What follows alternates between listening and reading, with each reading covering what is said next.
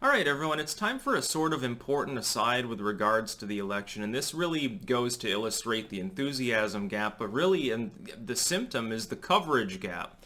You saw, like, over the last 48 or so hours, almost universally all coverage of U.S. politics is something to do with Trump. Even where Trump is not the subject of the story, he's almost always mentioned. You may have noticed this. Biden is often mentioned solely in conjunction with Trump. So it'll talk about Biden's policies, but then it'll be spending half the article comparing and contrasting with what Trump has done or said. You don't really get that so much in reverse. And I think what we're beginning to see is that there's a substantial coverage gap because Trump is just more exciting. It's not even about whether it's positive or negative coverage.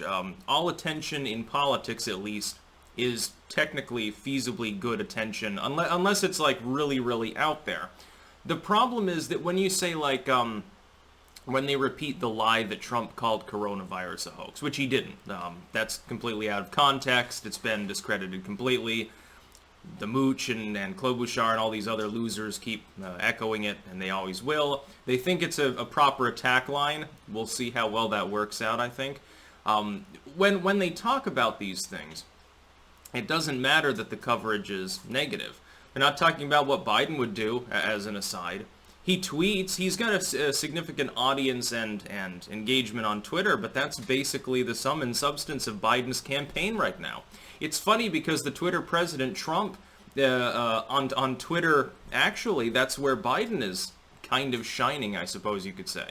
When he does a live stream, Facebook, stream, Twitter, YouTube, wherever it is, it gets like maybe 1% of the audience that Trump does. Like, I think both, like when I was debating Spencer on the Kill Stream, or any time that I'm on Happy Homelands with Ramsey Paul, the view count is similar to a lot of the Biden streams. I can imagine why, considering the fact that usually there's between 10 and 50 people present. They're deliberately kept small. It helps to hide the fact that they'd be small anyway, even if coronavirus didn't exist. Do you honestly think that anyone would be willing to especially have to pay, just to show up, to travel out to go and see fucking Joe Biden talk? Maybe to see what weird shit that he would say. And that it reflects in the coverage as well, within the news cycle. Trump is exciting. Biden is not. Trump doesn't care why you're talking about him, just as long as you're not talking about his opponent. Biden hasn't gotten a chance to even really put out a platform.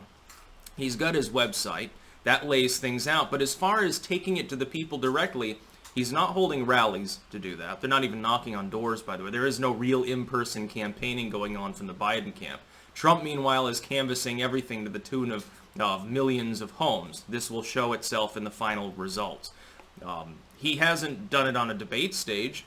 The first debate devolved into a shitfest, and part of this was Trump's strategy. One of the reasons that Trump was constantly interrupting, antagonistic, wasn't even just to make Biden stumble, but just to suck the oxygen out of the room. Biden never really got a chance to talk about his platform. When he did, he lied. You'll notice this about socialized medicine.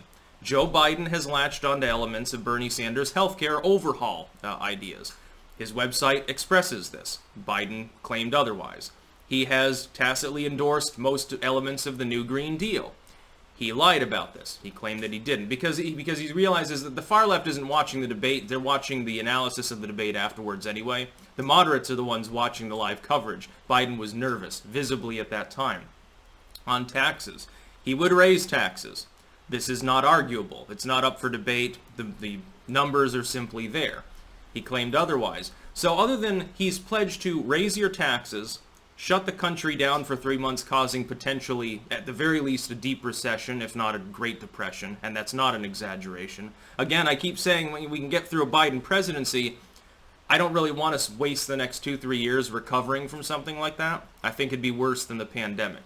So other than these things and the fact that he has begun to, give a carte blanche to Bernie Sanders and AOC for some parts of their draconian platforms, which would cost money we certainly at that point definitely wouldn't have, he hasn't really got a platform. His platform is Orange Man Bad. And that's not exciting. We've been hearing it for 4 years. Trust me, there are plenty of people that can at least make Orange Man Bad sound like doomsday is coming. If he's reelected, Orange Man's so bad he's Hitler. We'll have depression. The sky will fall, stuff like that. Biden doesn't ever do that, though. He just says orange man bad. Well, we need to build back better, which is the weakest slogan in campaign history. Even his slogan, originally no malarkey, it sounds like something from the 1940s. It sounds like something from when Joe Biden was an itty-bitty baby or something like that. It doesn't sound like a modern slogan. It says it's people are wearing the fucking fedora hats unironically and trench coats and shit like that. The black and white TV era, Leave It to Beaver, Andy Griffith or something. Joe Biden still is stuck in that time period. So are some of his politics. It's funny, the only time that he's changed up his politics is when he's blatantly done a 180, like on crime and stuff. Now he's like, well, Antifa's just an idea, it's not an organization, people are peacefully protesting, it's fiery but mostly peaceful. He was the tough on crime architect himself. And one thing that Trump actually managed to get out at the debate and attack him with. The coverage gap is huge, though.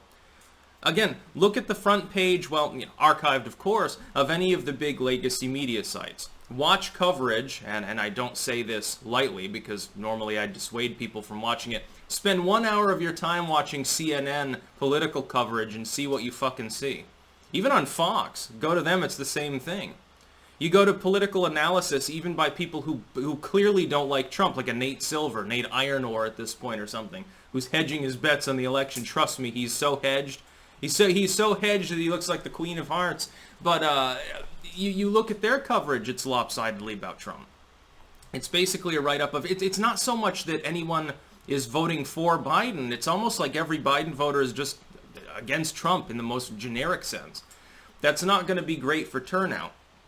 I do not happen to believe that the mail-in ballot fiasco is going to change the trajectory of the election. When I look at Trump's level of support, crawling its way back up towards 46 at the moment, when I look at the enthusiasm gap that we know exists, even though some people are trying to discount it, when we look at pretty much everything going on right now, there's no real positive indicator for Biden at all.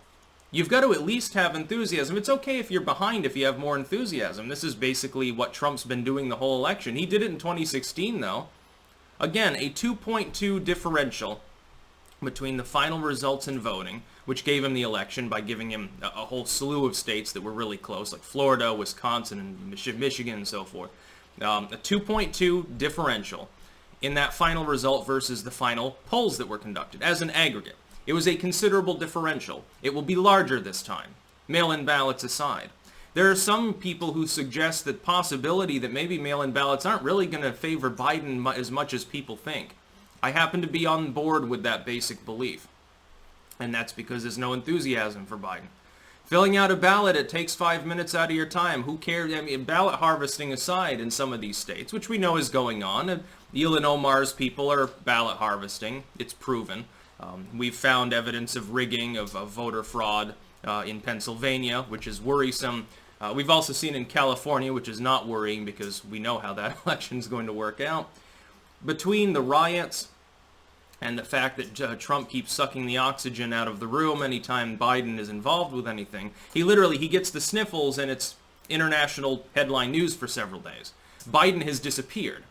Does this not help Trump simply by putting him out there? And by the way, again, as I said yesterday, it sort of breaks the Trump is bad conditioning, the orange man bad thing, when you've got all these world leaders and Democratic politicians wishing him well and saying, oh, well, we have our differences of opinion, but we're all wishing for a speedy recovery. Dude, you've spent the last years calling him Hitler. You've said that he's a bigot.